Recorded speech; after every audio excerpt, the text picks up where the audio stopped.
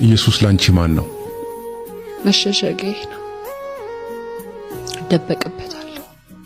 አንድ ልጅ ሰው ሲመታው ወይ ሰው ሲቆጣው አባቱ ስር ሄዶ ተደግፎ ለአባቱ እንደሚናገር በቃ መደበቂያዬ እሱ ነው። ቁሜ እንድሄድ የሚያደርገኝ እሱ ነው። እንደ መከራዎቼ ቢሆን ዛሬ እዚህ ጋር ቁጭ ብዬ አታገኘኝም። ትናንት እንድጠፋ ወይም ደግሞ ላይ የተደረጉት ዱላዎች ያጠፉኝ ነበር። ዛሬ እዚህ እንድቆይ የፈለገው ጌታ ነውና እሱን መደበቂያዬ ነው። ሁሉ ነገር እሱ ነው።